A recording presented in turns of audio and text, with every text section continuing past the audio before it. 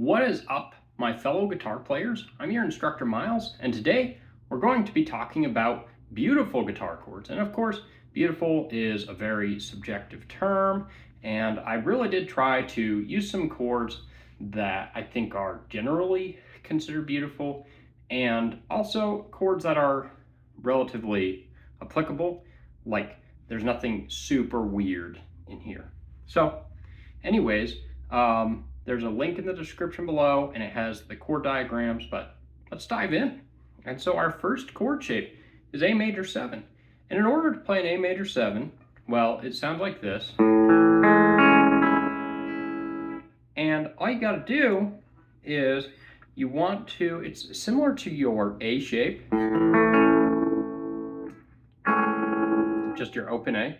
But what you want to do instead is put your ring finger on that second fret B, your index finger on that first fret G, and that middle finger on the second fret D. And then you play open A to high E,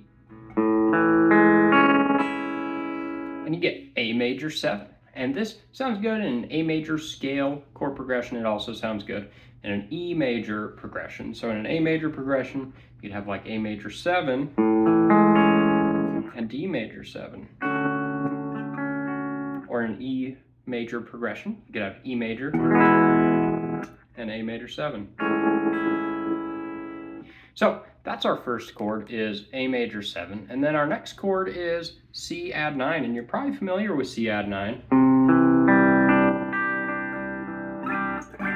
And so for your C add 9, it's like your open C. At least the bass portion of it is. So you'll put your middle and index fingers on the third fret A, and then your index finger on the second fret D, and then your ring finger on that third fret B, and then your pinky on that third fret high E. And that's C add 9, and this is a super common substitute for C major, and it's used in C major progressions and G major progressions. And then this next chord is one of my favorite chords of all time, and it can be called A minor 9 or C major 7. And so it looks like this.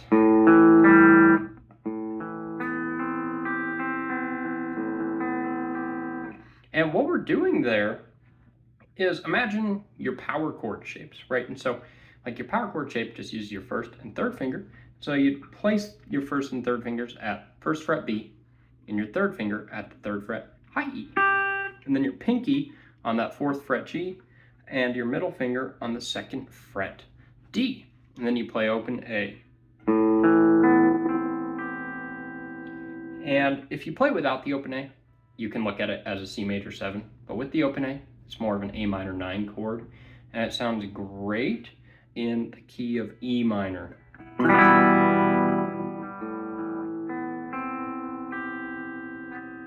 So anyways, that's your A minor 9 or C major 7. And then our next chord shape is E add 9. And the first time that this chord really hit me hard was when I heard it in a Shawn Lane and Jonas Hellborg tune called Aga of the Ladies. And it's super cool.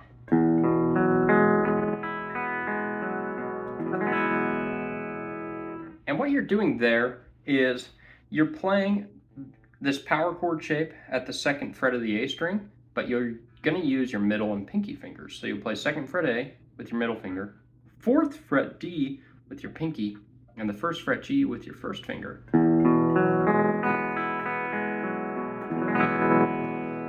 And of course, I love this as a one chord in the key of E major. It is just a super cool chord, and there's a band called Steely Dan, and they call these moo chords. So there's an interesting fact. And then after E add 9, we have D sus4. And you've probably heard D sus4, and that looks like this. Okay, and of course, you've probably heard this in songs like Sweet Child of Mine by Guns N' Roses, and it's a substitute for D major or for D minor, because it has a very neutral, position in harmony, and a neutral role, a neutral function, because there's no major third or minor third. And so The way you play that is you take like your D major shape, and then you'd put your pinky on that 3rd fret high E. All right, and so that'd be your pinky on that 3rd fret high E, your ring finger on the 3rd fret B, and your middle finger on the 2nd fret G. And like I said, try playing this in a progression where you're going to either play a D major, or you go from D major to D sus4 back to D major, or the same thing works with D minor, D sus4 back to D minor. And it's a really cool sounding chord. And then of course, listen to songs that have D sus4 and D sus2, such as Sweet Child of Mine by Guns N' Roses. And then our next chord is C minor 11. And this is another chord with neutral functioning, like a neutral function. And the way you play that is you're going to go to your 8th fret of your low E, and then you're going to play that with your middle finger, and then use your 3rd finger to play the 8th fret D, your pinky to play the 8th fret G, and your index finger to play the 6th fret B. And I know, to get some of these cooler chords, you're gonna have to play some shapes that might be a little awkward. You're gonna have to use your pinky finger, but when you play this chord, you're actually gonna skip over the A string. You're just gonna play E, D, G, B. And so with a minor 11 chord, you can use that to substitute a major, or yeah, to substitute a minor triad is what I meant to say. And so rather than playing C minor, you can instead play C minor 11. And then our next chord is E minor 9. It's a pretty cool jazz chord.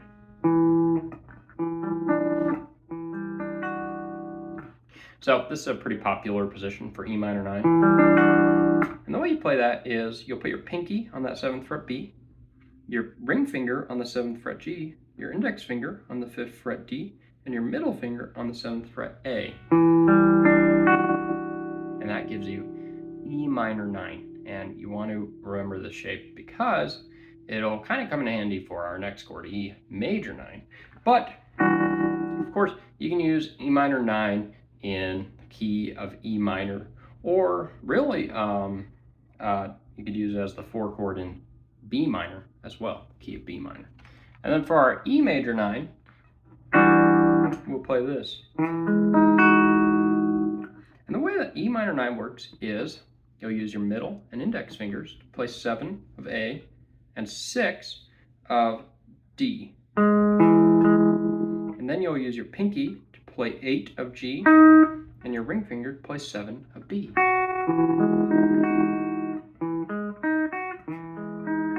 It makes for a cool arpeggio where you just play it, you know, one note at a time.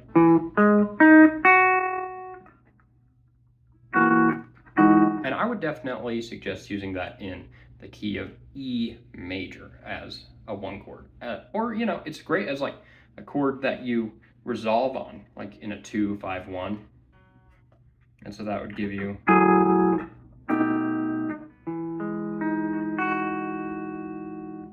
And then our next chord is C major 7, sharp 11. And that sounds like that. It's like our our C minor 11 chord, but you'd shift the notes on the D, G, and B strings up a half step. And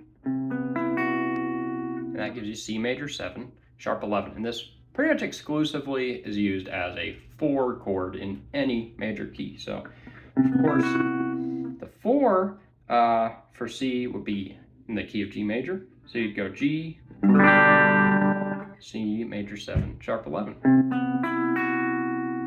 And the way you're going to play that is you'd put your first finger on the 7th fret B, your pinky finger on the 9th fret G, your ring finger on the 9th fret D, and then your middle finger on the 8th fret low E.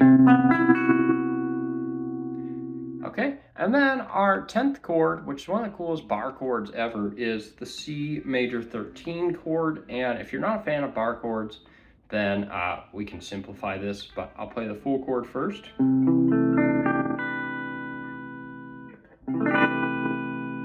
And the way that you play that is you're gonna bar the 7th frets from the A string down. And then you put your ring finger on the 8th fret of your B string.